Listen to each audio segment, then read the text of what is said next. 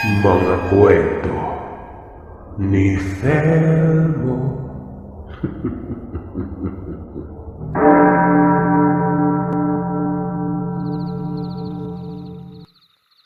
Mapagpalang araw, Sir Seth. Ako nga pala si June ng Nueva Vizcaya. Dekada 90 nang mangyari ang kwentong ibabahagi ko sa inyo. Na mga panahong ito ay bagong lipat pa lamang kami sa isang baryo na medyo nasa liblib na lugar na ng Vizcaya. Nasa edad 16 anyos pa lamang ako nito at nasa ika-4 na baitang nasa sekundarya. Unang salta pa lamang namin sa baryo. Habang pinapasok ko sa loob ng bahay ang mga kagamitan, napansin ko ang isang kubo sa gilid ng bakanting lupang napapalibutan ng mga saging at hindi gaanong kataas ang talahib. Natanaw ko siya mula sa bintana ng bahay na nilipatan namin. Hindi na ako nakatiis. Tinanong ko si tatay kung sino ang nakatira sa kubong tanaw ng bintana. Siya kasi ang naunang tumingin sa bahay na lilipatan namin nung nakaraan, kaya tingin ko ay kilala niya na ang naninirahan sa kubong yon. Hindi ko alam, Jun. Mamaya tatanong ko kay paring Paeng kung sino yung nakatira dyan. Tugon ito at sinabing hindi niya rin napansing may kubo pala sa sagingan noong mga nagdaang araw na nagpabalik-balik siya para linisan ang bahay na lilipatan namin. Hindi na ako muling nagtanong pa. Salip ay saglit na tinanaw ko muna ang kubo mula sa bintana nun. Kani-kanina lang kasi ay may nasipat akong matanda na nakadungaw sa bintana. Pero saglit lang yon kaya hindi ko alam kung babae ba ito o lalaki. Kinahaponan, matapos naming magkakot ng gamit ay panandali ang nagpahinga na muna ako sa labas ng bahay.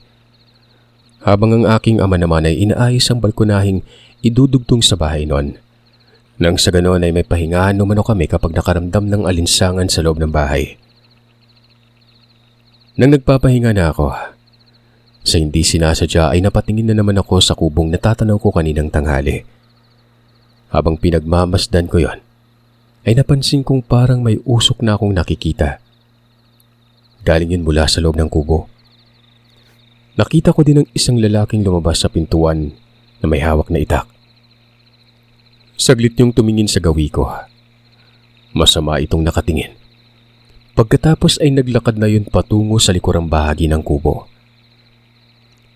Sa hindi mawaring dahilan ay nakaramdam ako ng kakaibang kilabot. Matapos kong matanaw ang lalaki, sa tansya ko ay mga nasa edad 30 mahigit pa lamang siguro ang lalaking yon. Maya-maya pa ay napaiktad at nagulat ako nang may kumalabit sa likuran ko. Nung balingan ko kung sino ang kumakalabit, nalaman kong si tatay lang pala. Tinanong niya ako kung sino daw ang tinitingnan ko at bakit ang seryoso na mukha ko noon. Umiling ako at sinabi sa kanyang wala. Baka kasi ano pang sabihin ni tatay. Kapag sinabi ko sa kanyang totoo, masabihan pa akong usisero. Ganun ba? Kanina pa kasi kita tinatawag pero hindi mo yata ako naririnig. Kaya nilapitan na lang kita. Ayun. Nakita kitang seryosong nakatanaw sa kubong nasa dulong bahagi ng bahay natin. Ano bang meron dun at kanina ka pa nakatanaw? Ano kasi tay, may nakita lang po akong tao dun. Maliban sa matanda. Tingin mo ilan po kayong naninirahan dyan? Napapailing namang natatawa ang aking ama't nagwikang hindi niya alam. Bakit ba raw mukhang interesado akong malaman kung ilan ang nakatira sa kubong ito? Ikaw kay bago-bago mo palang dito umaandar na naman yung pagkausisero mo, no? Aniya. Kasi tayo yung lalaking natanaw ko sa kubong yun . Ang sama niya tumingin. Parang may nagawa akong hindi maganda. Napapalatak na sinabi ng aking amang hayaan ko na lang daw yung taong nakita ko. Baka ganun lang daw yun. Ang mabuti pa'y huwag ko na lang pansinin at tulungan ko na lamang siya sa ginagawa. Para hindi yung kung ano-ano ang naiisip ko noon. Sa isip-isip ko ay baka tama nga naman si tatay.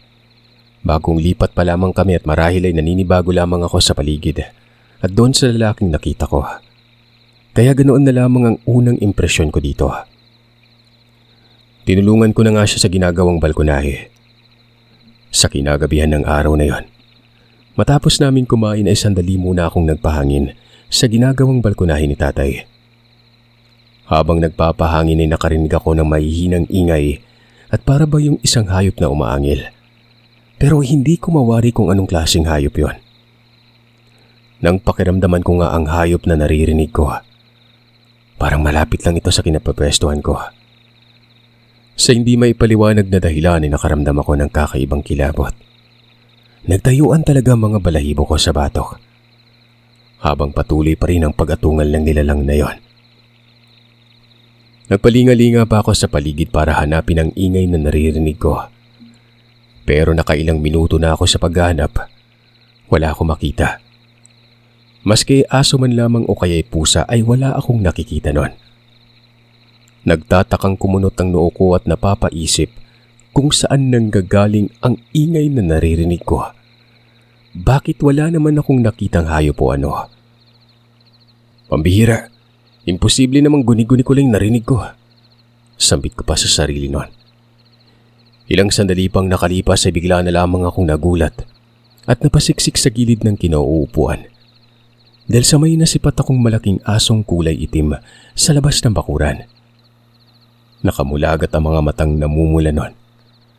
Kitang-kita ko yon dahil sa liwanag ng ilaw naming pangmagdamagan malapit sa may pintuan. Hindi pang karaniwan ng laki ng hayop, kaya't alam kong hindi yun isang ordinaryong aso. Kinilabutan pa ako nang makita kong naglalabas nito ng malalapot na laway sa bunganga. Panay din ang pag-angil na para ba'y inaagawan nito ng pagkain. Mabagsik itong nakatitig. Sinubukan kong bugawin ang hayop na yon. Nang sa ganun ay hindi ito makapasok ng bakuran at makalapit sa kinauupuan ko pero hindi man lamang yun nagpatinag. Sa halip ay dahan-dahan itong naglakad papalapit. Napamura na ako sa isipan at muli na namang binugaw ang nilalang. Pero kahit anong pagbugaw ang gawin ko ay hindi pa rin talaga ito umaalis. O kahit matinag man lang. Bagkos ay patuloy lamang ito sa paglapit ng marahan. Doon ay kinabahan na ako at medyo nataranta. Hindi ko alam kung ano ang gagawin ko. May nalanghap na din akong kakaibang amoy at napakasangsang noon sa may ilong. Para yung amoy na bubulok na patay ng hayop. Maya-maya ay bigla na lamang itong umangil ng pagkalakas-lakas. Sabay kumaripas ng takbo na parang nasaktan. Noon ko lang napagtantong kaya pala ito kumaripas ng takbo noon. Binato pala ito ni tatay. Ayos ka lang ba? Walang hiyang yun ah. Kakaibang laki parang hindi pang karaniwan. Wika niya at dahan-dahang umupo sa tabing upuan. Nakita mo din yun tay? Anong klaseng tanong ba yan? Pambihira ka naman kaya ako nga binato eh. Natawa ang aking ama tila na hulaan niya yatang kinakabahan pa rin ako. Tinapik-tapik niya ang balikat ko at sinabing wag ko na lang daw pansinin ang asong yon. Tiyak niya namang hindi na ito babalik pa dahil sa magtatanda na yun sa ginawa niyang pagbato ng malakas. Tumango lang ako at hindi na nagsalita pa. Kinakabahan pa rin kasi talaga ako at nakailang beses pa akong humugot na malalim na hininga. Makaraan ng ilang segundo ay inaya na ako ni tatay na pumasok sa loob ng bahay. Uminom daw ako ng tubig gawa ng mukhang grabe raw ang takot na nararamdaman ko nung makita ko ang asong yon. Ipinaliwanag ko kay tatay at sinabing yun pa lamang ang unang pagkakataon na makakita ako ng ganun kalaki. Kung kaya't hindi niya ako masisisi kung bakit ganun na lamang ang naging reaksyon ko. Alam ko yon. Tara, pumasok na tayo sa loob para makapagpahinga na. Marami pa tayong aayusin bukas kaya't magpapasabak ka na naman. Kaya ng aking ama't nagpatiuna na itong naglakad papasok sa loob ng bahay. Sa mga araw na nagdaan ay marami na akong napapansing kakaiba dun sa kubong nasa dulo ng bahay. Hindi ko nakikitang lumalabas tuwing may araw pa yung nakatira doon. Pero kung kailan magtatakip silim na, saka ko lamang itong nakikitang lumalabas. Pansin ko rin bawat gabing nagdaan ay may mga kung ano-anong angil at huni kaming naririnig. At nakakakilabot pakinggan yon. Nadidistorbo rin ng kakaibang huni ang mahimbing kong tulog tuwing sumasapit ang hating gabi. Ilang beses din akong nagreklamo kay tatay tungkol sa kakaibang ingay. Pero ang tanging ipinapayo niya lang sa akin ay baliwalain ko lamang ang ingay at huwag nang pansinin pa. Ganun lang daw talaga sa liblib na lugar.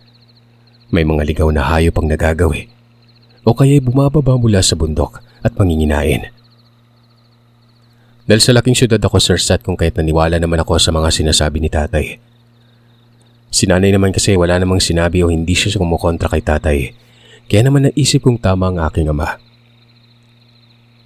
Isang hapon, habang naglalakad ako pauwi sa bahay, nakasabayan ko si Aling Memang, ang matandang kapitbahay namin. Medyo may kalayuan sa amin ang bahay ng matanda kahit papano.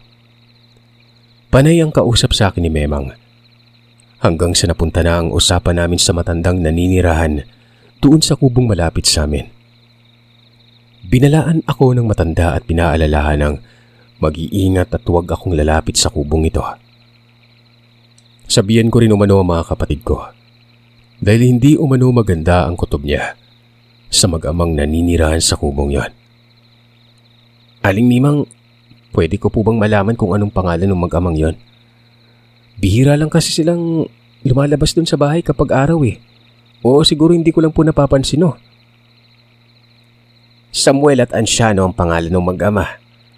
Si Samuel ang anak, si Anciano naman ang ama. Alam mo bang magmula nung dumating ang mag-amang yan dito sa baryo, hindi na matigil-tigil ang kababalagang nangyayari. Gaya po ng ano, bumuntong hininga ang matanda. Saglit na tumingin sa akin na para bang nag-aalangan siyang sagutin ang tanong ko. Mahirap magsalita, iho. Alam mo naman baka mamaya ay mali lang pala ako ng hinala.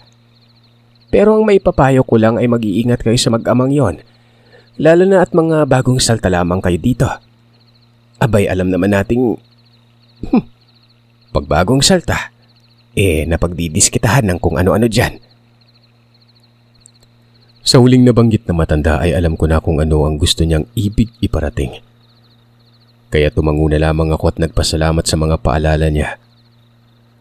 Makaraan ng ilang minuto, nung nasa bakuran na ako ng bahay, natanaw ko na naman ang matandang si Mang Anciano. Nakadungaw ito sa bintana at nakatingin sa kapatid kong buntis na si Ate Myla. Nasa balkonahin ng bahay si ate at nagpapahangin. Kinabahan ako nang maalala kong sinabi ni Aling Memang doon. Dali-dali na akong lumapit kay Ate Myla at sinabihan siyang pumasok sa loob ng bahay. Nagtatakang nagtanong siya kung bakit ko yun ginagawa sa kanya. Basta pumasok ka na lang sa bahay, ate. Tugon ko. Sinabihan siyang kapag hapon na ay huwag nang lumabas pa dahil alam niya namang buntis siya at pasama sa buntis ang mamugan. Hindi na nagsalita pang kapatid ko. Sinunod na lamang nito ang sinabi ko pero ramdam ko yung ginawa niyang pagdadabog. Hinayaan ko lamang siya sa ginawang pagdadabog habang papasok ng bahay noon. Nang muli kong tanawin ng matandang nakapamintana, ay nakita kong masama na itong nakatitig sa akin. Nang mapansin naman itong nakatingin pa rin ako sa kanya, ay nagmadali na itong umalis ng pagkakadungaw at agad na isinarang bintana. Pagpasok namin ay nagtanong ang aming ina kung bakit nagdadabog ang kapatid ko at mukhang galit umano ito. Ipinaliwanag ko naman kay nanay kung bakit. Nga pala, Sir Sat, isa sa dahilan ang kapatid ko kung bakit biglaan ang pag-alis namin sa dating tinitirahan. Nabuntis kasi ng nobyo niya at nung malaman nitong buntis ang kapatid ko, tumakas ito. Sa galit ng aking ama't dala ng pagkadismaya dahil paborito niyang anak si Ate Myla at marami pa sana siyang pangarap para dito. Hindi niya matanggap ang nangyari sa kapatid ko. Kung kaya't isang gabi, lasing na lasing siyang nagmamaneho ng motor pauwi sa bahay. At sa kasawiang palad ay may damundol siyang lalaki noon. Ayun, takot itong makulong. Kung tutuusin, lasing din naman yung lalaking nabundol ni tatay. Dalayan sa aking ama at sa ibang nakasaksi. Bigla daw tumawid ang lalaki at nagamok ng away noon. Kaya ayun, kamuntikan na siyang ihatid ni tatay sa purgatorio. Dahil sa natatakot si nanay na makulong si tatay, hinikayat niya ang aking amang lumipat na lang ng ibang lugar. Total ay nabenta na ang motor niya at naibigay ng pera sa pamilya nung nasagasaan. Sapat na yon. Pero ayun, Para bang gusto pa rin ng pamilya na ipakulong itong si tatay. Sa kinagabihan nga habang kumakain kami ay nakarinig na naman ako ng huni ng ibon. Naayon pa sa aking ama. Tiktik umano. Pero hayaan na lang daw namin dahil hindi naman makakapasok ang tiktik sa loob ng bahay. Tay, ano po ba yung tiktik na sinasabi nyo? Alaga ng aswang ang tiktik na yun, Jun. Tugon niya. Talaga ho? Teka, paano po naging alaga ng aswang yung ibong yun, tay?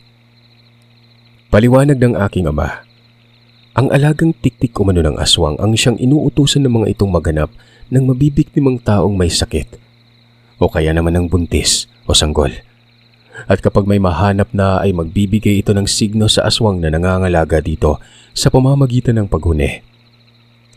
Sinabi niya rin ang tiktik ang taga-masid sa taong nais biktimahin ng aswang nang sa ganun ay walang ibang nilalang ang lalapit sa bibiktimahin ito.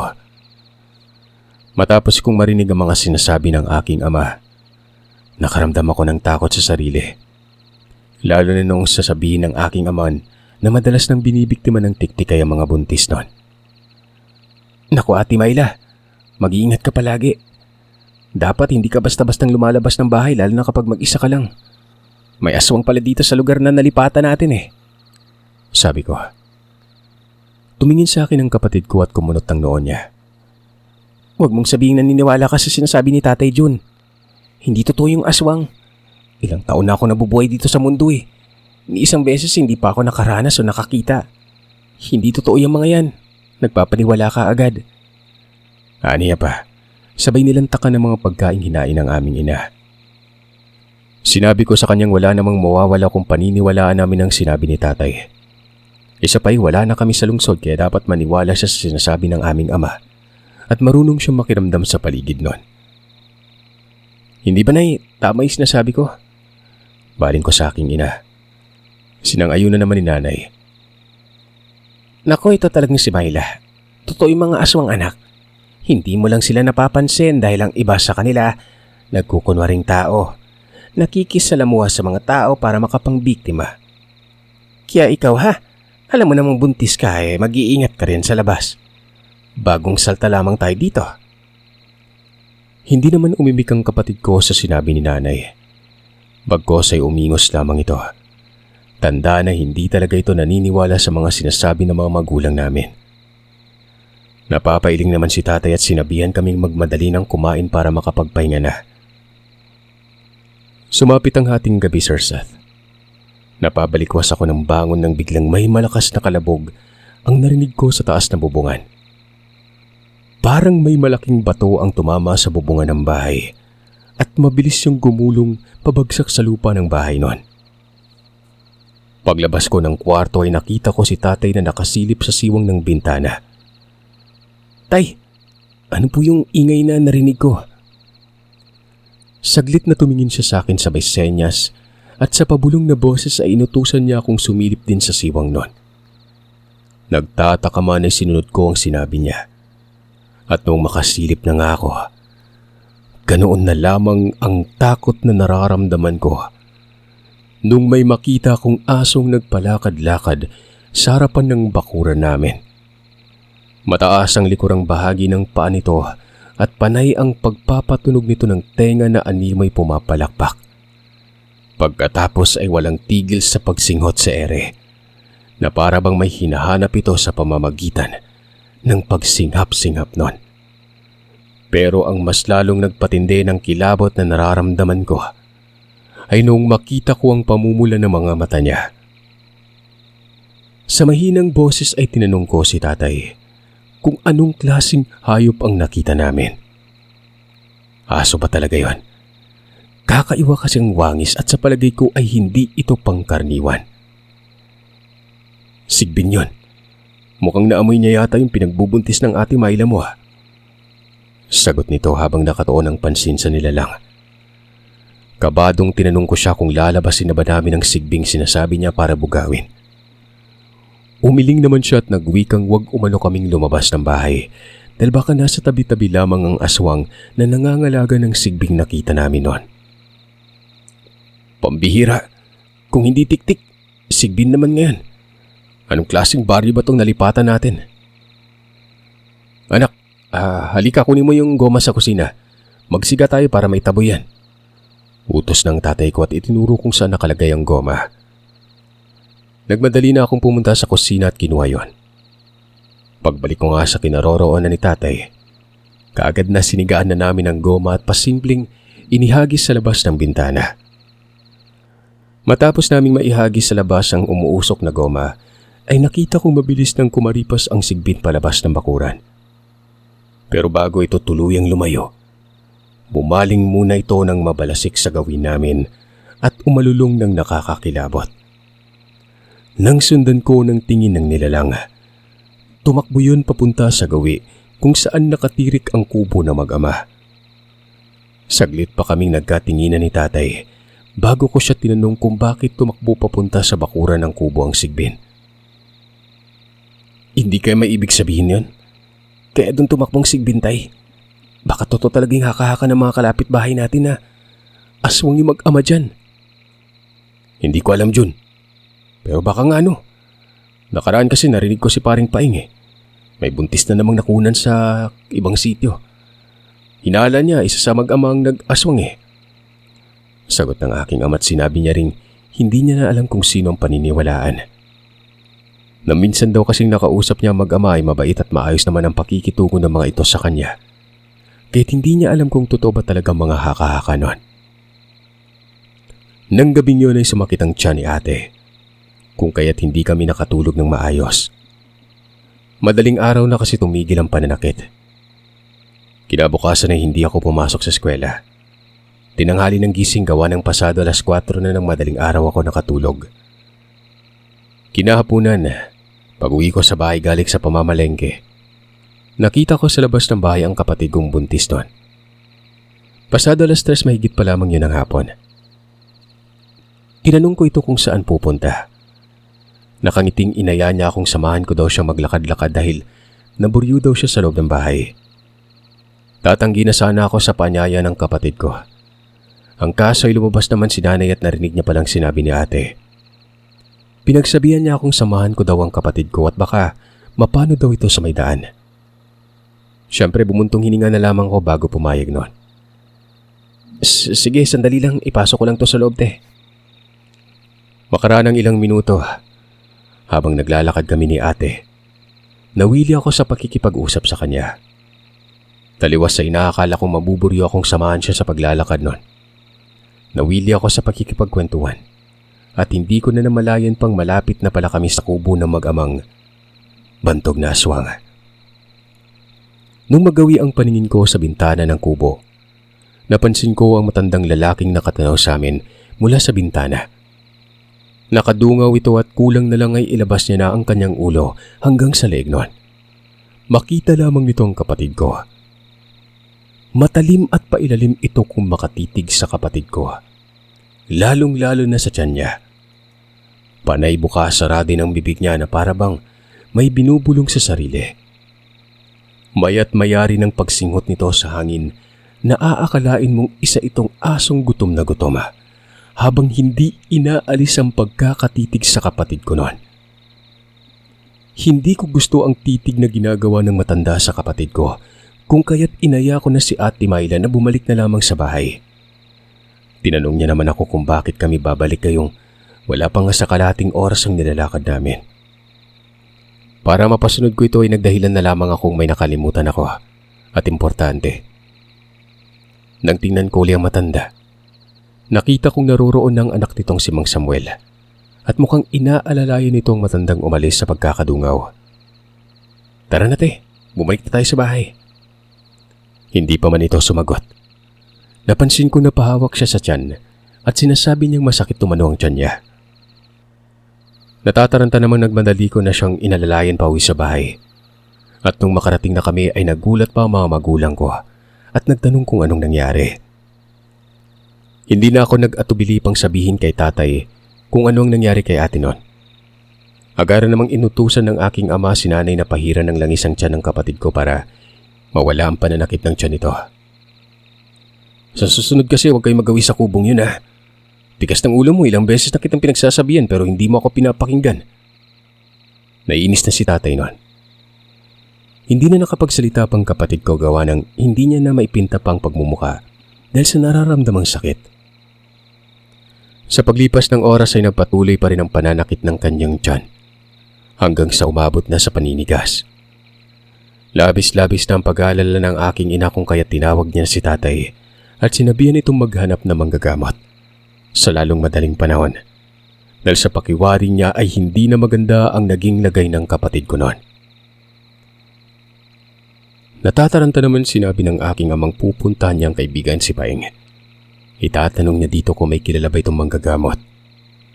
Habang hinihintay namin si tatay ay napansin kong ilang beses nang nagpadaan-daan sa labas ng bakuran ang matandang si Mang Ansyano. Tapos ay hihinto ito saglit at titingin sa bahay namin na para bang may kailangan siya. Nung hindi ko na matis ang ginawa ng matanda ay inaabangan ko siya at nilapitan nun. Mang Ansyano, mawalang galang na po.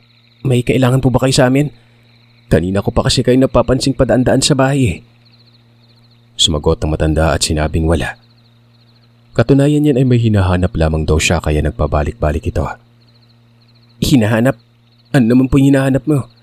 Tsaka bakit napansin kong humihinto kayo sa tapat sabay tingin sa bahay namin? Na mga sandaling yon ay nagtataka na akong tumitig sa matanda. Alam kong nagsisinungaling siya. Hindi naman ito makatitig sa akin ng diretso at para bang umiiwas siyang magkatitigan kami noon. Bakit ba napaka-usisero mo ha? Ano bang pakialam mo kung may hinahanap ako at nagpapalik-balik ako sa daan? Hindi niya naman pagmamayari yung daang ito kaya't wala kang pakialam kung anong gagawin ko. O kahit na magdamag man akong magpabalik-balik dito. Wika nito sa galit na boses at para bang nagtatagisan ng mga ngipin sa sobrang gigil noon. Kinabahan ako sa naging reaksyon ng matanda. Lalo na sa kakaibang presensya nito. Magsasalita na sana ako pero narinig ko ang malakas na pagtawag ng aking ina't humihingi ng tulong. Dali-dali kong tinalikuran ng matanda at nagmadali nang bumalik sa loob ng bahay. Saan ka ba nang galing bata ka? Kanina pa namimilipit sa sakit yung ate mo, pero hindi kita makita. Bago pa man ako makasagot ay inutusan niya na akong kumuha ng maligamgam na tubig. Kagad ko namang sinunod ang aking ina pero bago ako dumiretso sa kusina, saglit na sinilip ko muna ang matanda mula sa bintana. Pero wala na ito. Bumuntong hininga na lamang ako at nagmadali nang pumunta sa kusina noon. Makalipas lamang ang ilang sandali. Sumapit na ang dilim. Bumalik na ang aking ama kasama si Mang Paing at ang manggagamot. Noong binuksan ng manggagamot ang aparatos ay nakita kong may mga laman yung mga dahon. Langis at iba pang gamot na tanging ang mga albularyo at manggagamot lamang ang meron nun. Agad na nagbitaw ito ng buhay na salita. Inihip yun sa palad niya bago naglagay ng langis. Pagkatapos ay pinahira nito ang tiyan ni Ate Myla. Habang ginagawa niya ito ay walang tigil ito sa pag-usal ng mga dasal at iniihip sa kapatid ko. Matapos yung gawin ng albularyo ay narinig kong sinabi niyang natipuhan umano ng aswang ang kapatid ko noon. Nakikita niyang may marka ng aswang ang pinagbubuntis nito. Walang hiya talagang kapitbahay ano? Pati ba naman kayo ay hindi pinalagpas? Dinahandahan niya ang paglalagay ng marka sa buntis na to para hindi siya maunahan ng ibang aswang. Mapuntahan nga't mabigyan ng leksyon. Bantay sa lakay ang hayop na yon. Sabi ng manggagamot. Sa sinabi ng manggagamot na ito, batig kong amag-amang bantog ang tinutukoy niya. Wala man akong ebidensyang sila talaga ang aswang tinutukoy ng manggagamot pero kinukutuban ako. Hinding-hindi ako nagkakamali sa hinala ko. Magaling na itong anak niyo. Nagapan ko na kaagad at nagamot. Pero hindi pa rin natanggal yung marka. Kaya kinakailangan kong puntahan ang matandang yon ng masampulan. Kung kinakailangan palayasin ang gagawin ko. Wika namang gagamot. Sinabi naman ng aking amang sasama ito. Pero mariing tumanggi ang manggagamot at sinabing bantayan na lamang ni tatay ang kapatid ko. Siya na raw ang bahala sa aswang. At dahil sa sinuway ng kapitbahay na aswang na yun ang kanilang usapan, ay titiyakin umano niyang mapapalayas na sa baring yun ang aswang. Sandali, sasama ako. Wika ni Mang Paing at agad nang sumunod sa matanda palabas ng bahay. Tinanaw ko sila mula sa bintanang matapang na tumungo sa kubo ng mag-ama. Hindi ko na alam kung ano ang kasunod na nangyari dahil sa madilim na ng mga oras na yon at hindi ko na natanaw pa ang manggagamot at ang kaibigan ni tatay. Hindi na rin naman na ito bumalik pa sa bahay pagkatapos ng mga nangyari. Nung sumunod na araw, nagulat na lamang kaming lahat nang malaman naming wala nang nakatira sa kubo. Wala na ang mag-ama. Nung tingnan naming dalawa ni tatay ang kubo ay nanlaki ang mga mata ko nang makita kong maraming mga bungo at buto ng hayop ang nakatambak sa likuran ng bahay. Umaalingasaw din ang napakabahong amoy at para bang may mga nakaimbak o nakaburong dugo sa mga baldeng nasa gilid ng bahay noon. Limal, tama ang sinabi ni paring Paing ha. Aswang nga ang mag-ama. Kaya pala umpisa pa lang nang binabalaan niya na ako mag-ingat sa mag-amang yon. Walang iya. Mabuti na lamang at wala na sila dito sa baryo natin. Ay, sambit ng aking ama. Simula nga nang mawala ang kapitbahay namin ay wala na din akong naririnig na huni ng tiktik. Hangin ng hayop at wala na rin akong nakikitang kakaibang laki ng aso at yung sigbin na sinasabi ni tatay. Tahimik na ang bawat gabing nagdaan at hindi na rin panay ang pagsakit ng tiyan ni Ate Myla. Hanggang sa nanganak na ito sa aking pamangkin.